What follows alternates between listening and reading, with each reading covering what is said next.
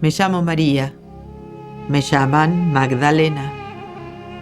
Magdala es el nombre de mi pueblo. Es la pequeña comarca donde mi madre poseía unos campos, donde mi padre poseía unas viñas.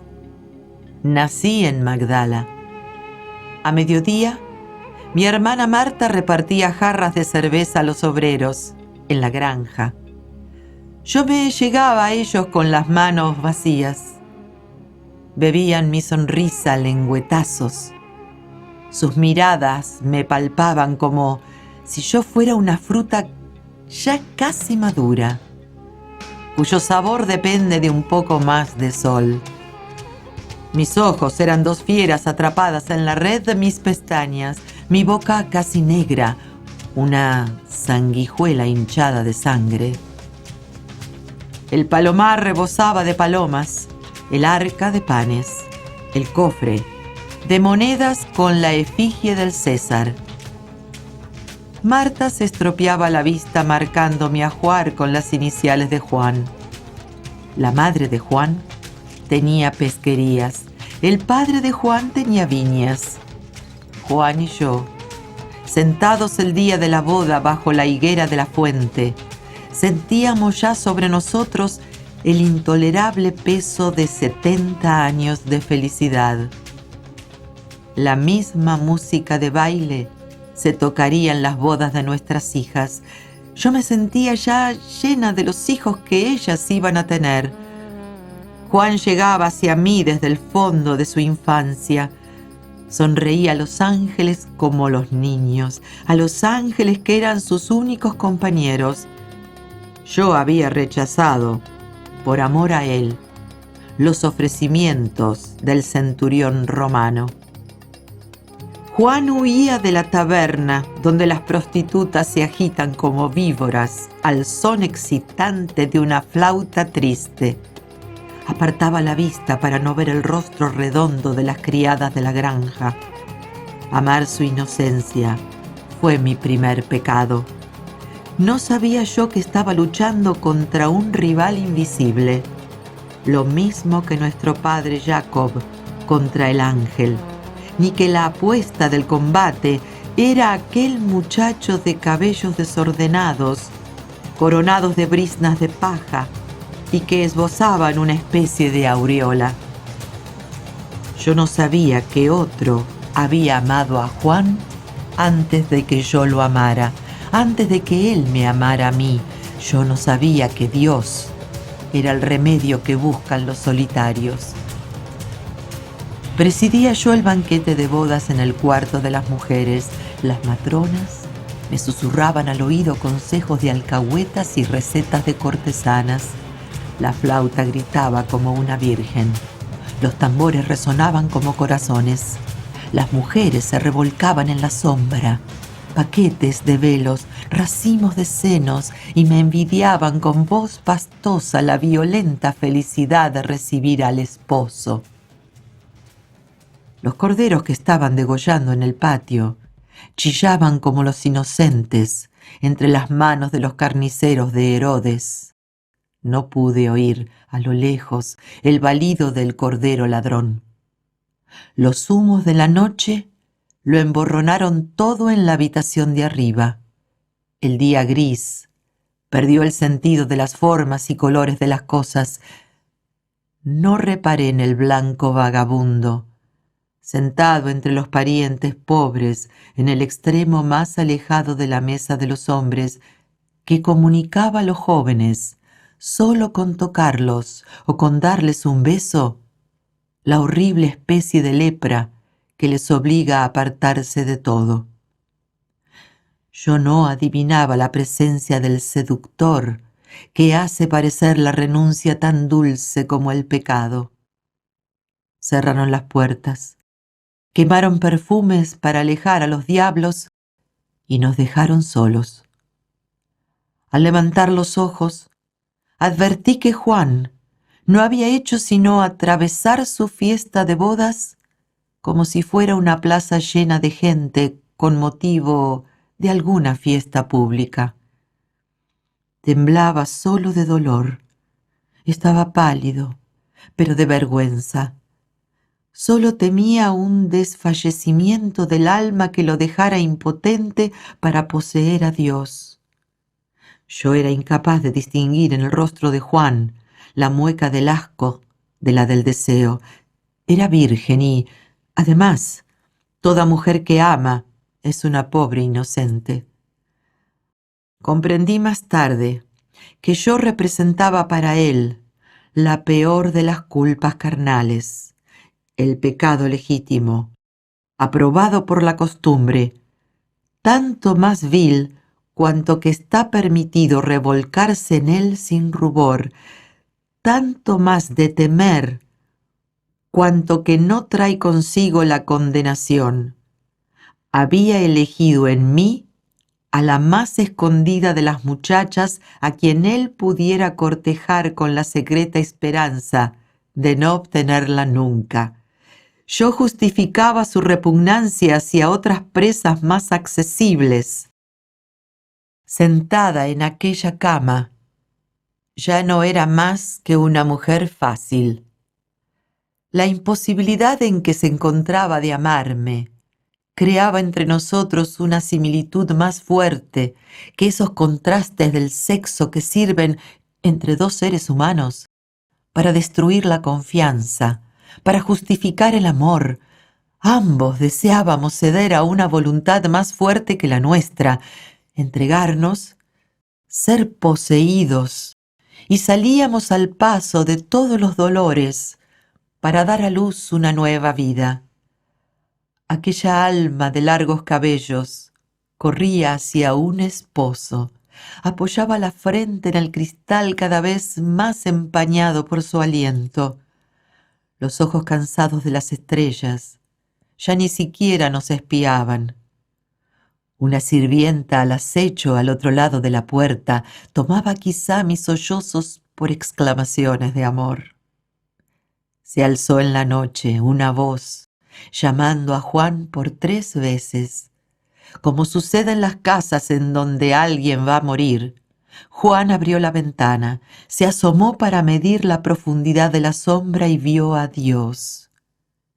Yo no vi más que las sábanas de la cama y las ató para hacer con ellas una cuerda.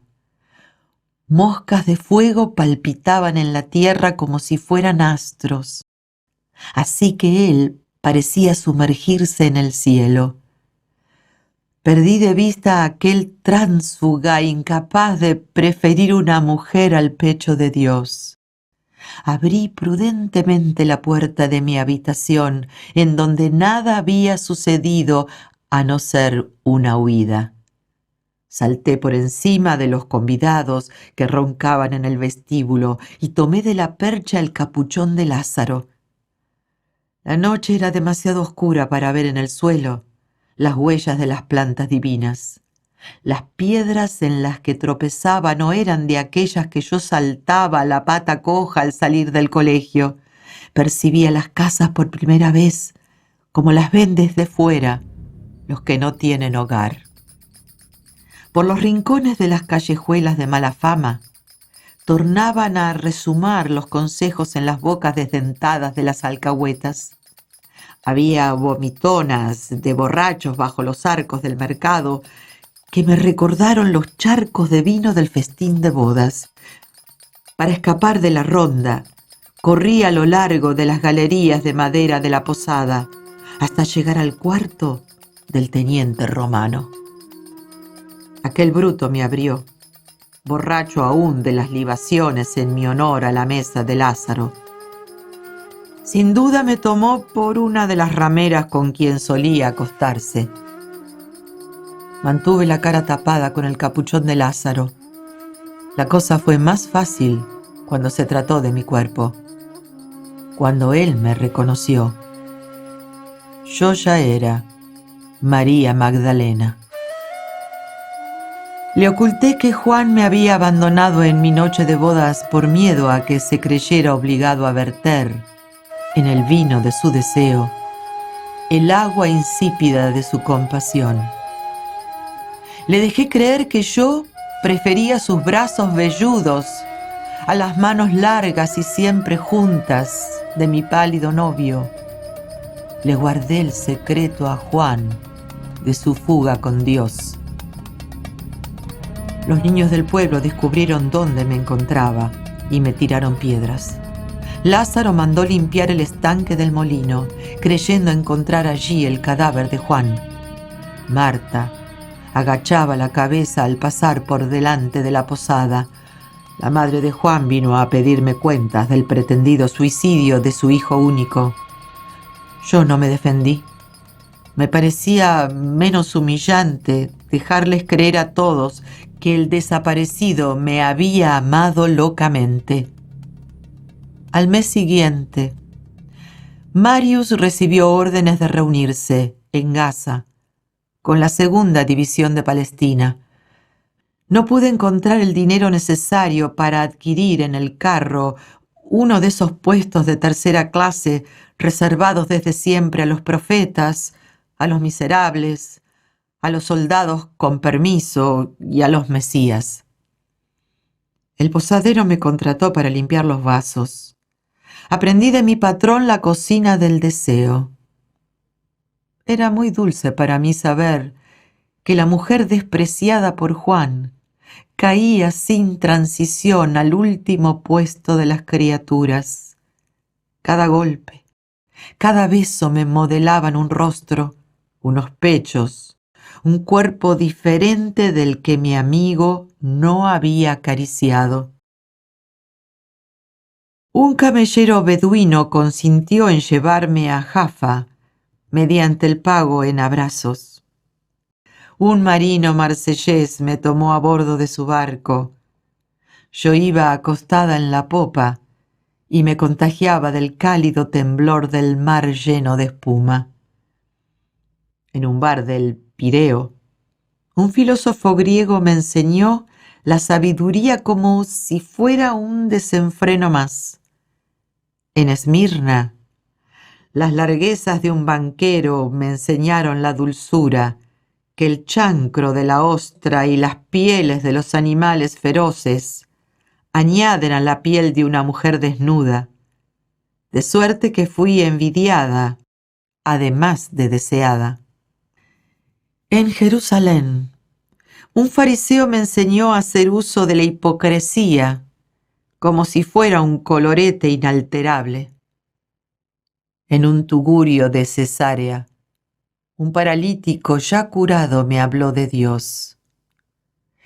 Pese a las súplicas de los ángeles, que sin duda se esforzaban por devolverlo al cielo, Dios continuaba errando de pueblo en pueblo, mofándose de los sacerdotes, insultando a los ricos, dividiendo a las familias, disculpando a la mujer adúltera, ejerciendo por todas partes su escandaloso oficio de Mesías.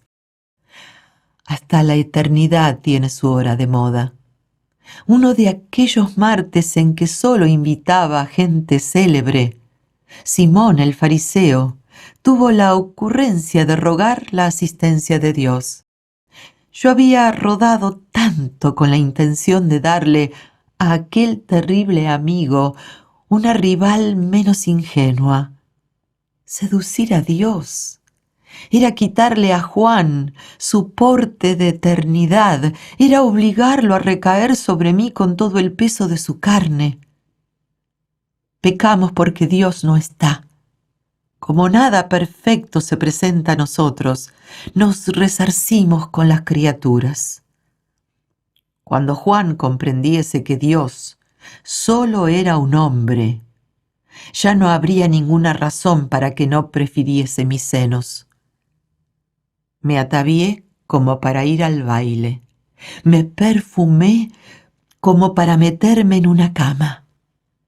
Mi entrada en la sala del banquete hizo que se parasen las mandíbulas. Los apóstoles se levantaron con gran tumulto, por miedo a verse infectados con el roce de mis faldas. A los ojos de aquellas gentes, yo era tan impura como si estuviera continuamente sangrando.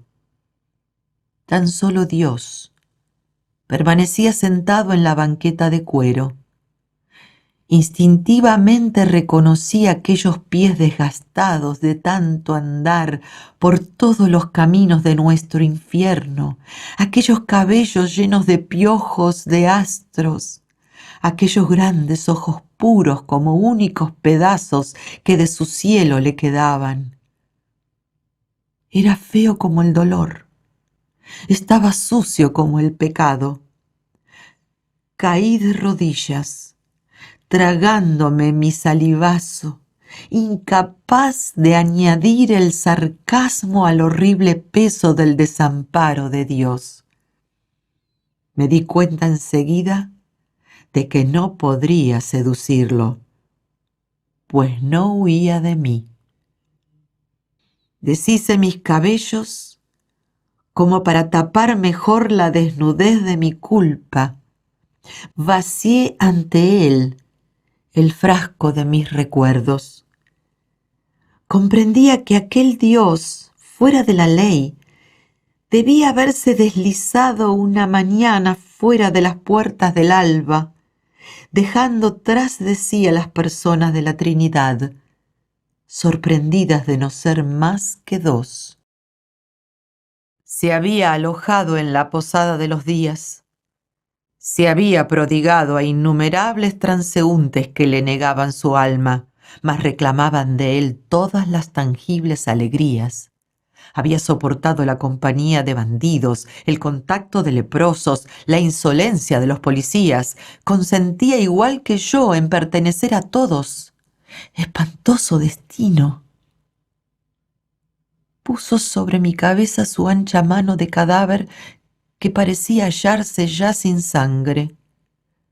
No hacemos más que cambiar de esclavitud. En el momento preciso en que me abandonaron los demonios, me convertí en posesa de Dios. Juan se borró de mi vida, como si el evangelista no hubiera sido para mí sino el precursor. Frente a la pasión, me olvidé del amor. He aceptado la pureza como la peor de las perversiones. He pasado noches en blanco, tiritando de rocío y de lágrimas, tumbada en el campo en medio de los apóstoles, como un montón de corderos enamorados del pastor.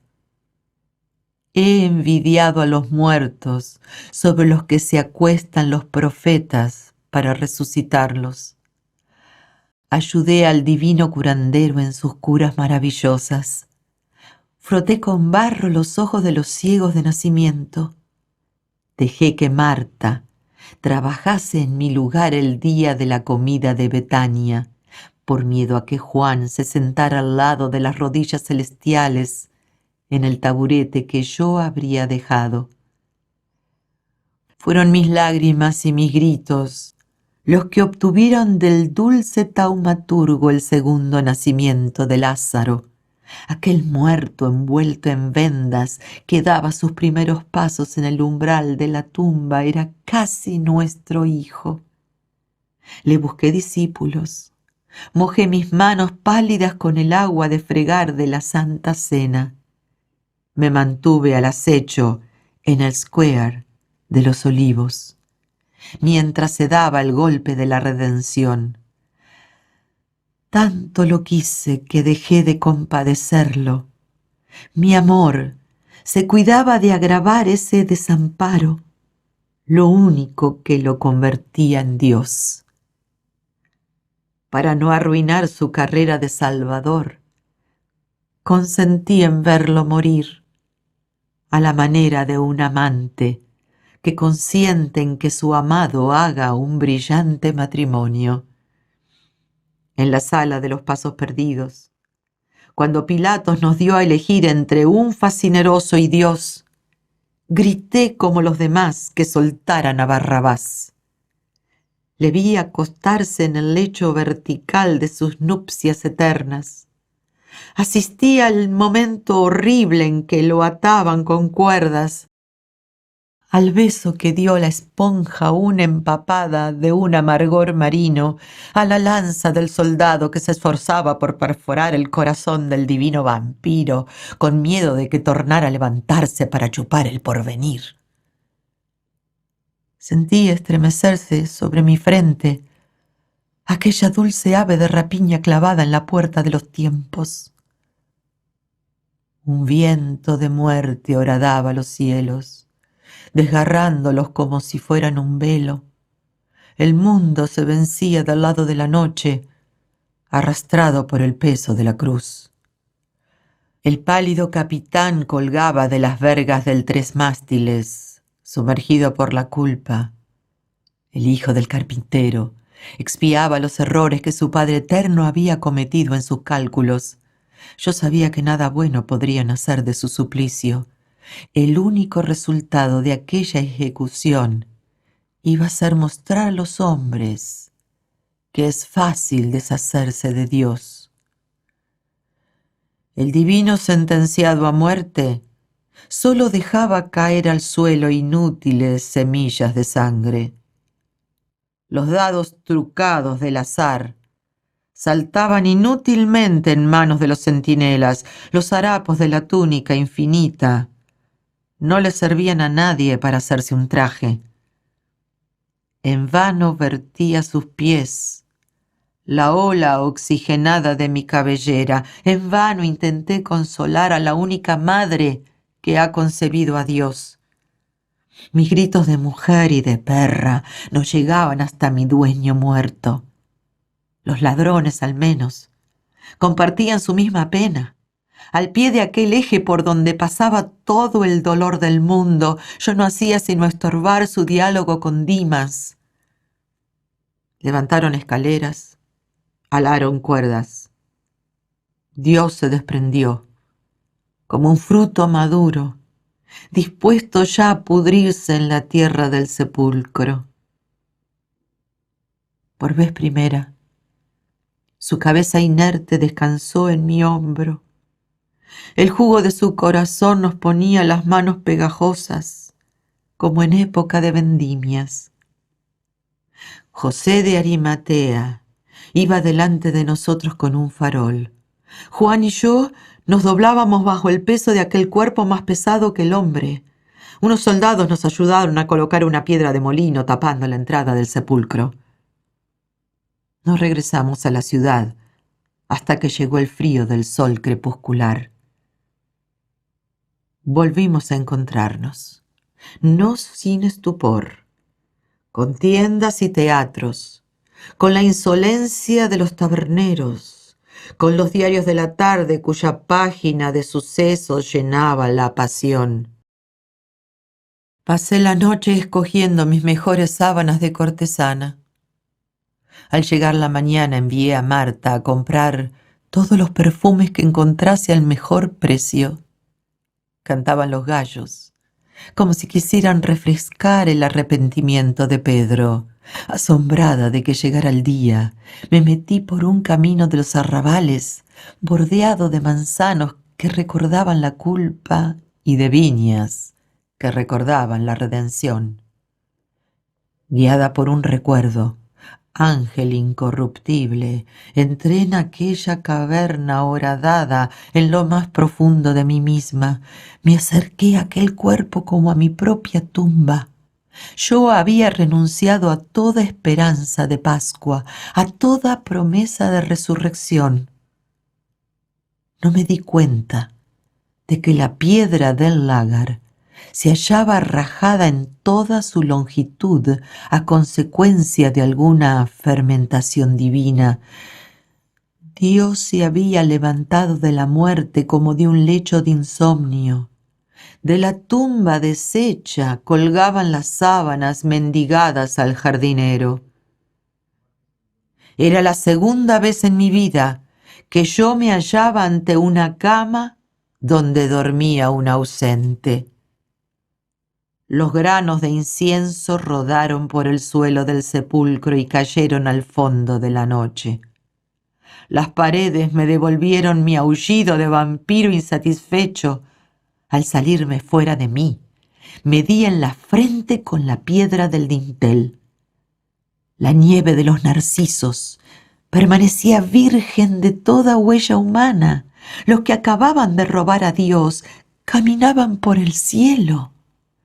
El jardinero Encorvado hacia el suelo, escardaba un macizo de flores, levantó la cabeza bajo el sombrero de paja que formaba como una aureola de sol y de verano.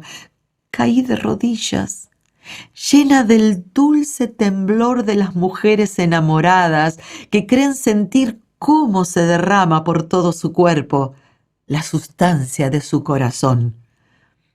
Él llevaba al hombro el rastrillo que utiliza para borrar nuestras culpas. En la mano, el ovillo y las tijeras de podar que las parcas confían a su hermano eterno. Quizá se preparase a bajar a los infiernos por el camino de las raíces. Conocía el secreto del remordimiento de las ortigas, de la agonía de la lombriz de tierra.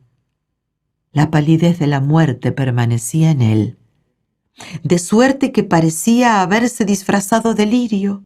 Yo adivinaba que su primer ademán sería para apartar a la pecadora contaminada por el deseo. Me sentía babosa en aquel universo de flores. El aire era tan fresco que las palmas de mis manos tuvieron la sensación de apoyarse en un espejo. Mi maestro muerto había pasado al otro lado del espejo del tiempo. Mi aliento enturbió la gran imagen. Dios se borró, igual que un reflejo sobre el cristal de la mañana. Mi cuerpo opaco no era un obstáculo para aquel resucitado. Se oyó un crujido. Puede que en el fondo de mí misma caí con los brazos en cruz, arrastrada por el peso de mi corazón. No había nada detrás del espejo que yo acababa de romper. Me encontraba de nuevo más vacía que una viuda, más sola que una mujer abandonada. Por fin conocía toda la atrocidad de Dios. Dios me había robado no solo el amor de una criatura a la edad en que uno se figura que son insustituibles. Dios me había robado además mis náuseas de embarazada, mis sueños de recién parida, mis siestas de anciana en la plaza del pueblo, la tumba cavada al fondo del cercado en donde mis hijos me hubieran enterrado.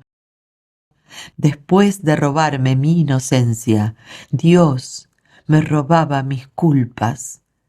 Cuando apenas empezaba a medrar en mi oficio de cortesana, me quitaba la posibilidad de seducir al César o de subir a las tablas. Después de su cadáver, me quitaba su fantasma. Ni siquiera quiso que yo me embriagara con un sueño, como el peor de los celosos. Ha destruido esa belleza que me exponía a recaer en las camas del deseo. Me cuelgan los pechos.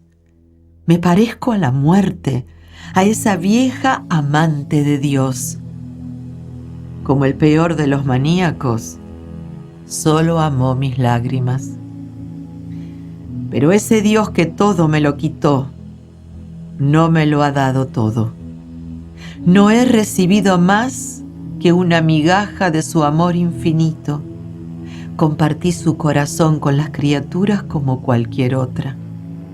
Mis amantes de antaño se acostaban sobre mi cuerpo sin preocuparse de mi alma.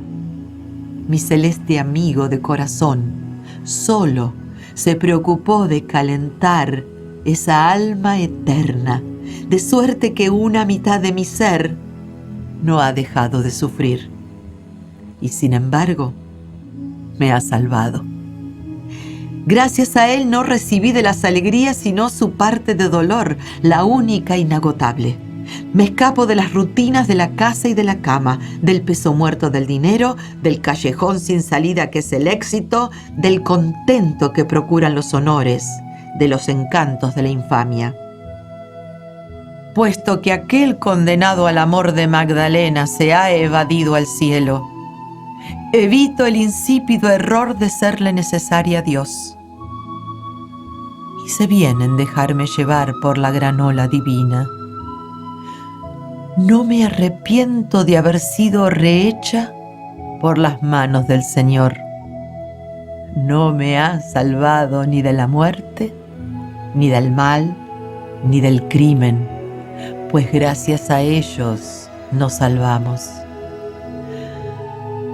Me has salvado tan solo de la felicidad.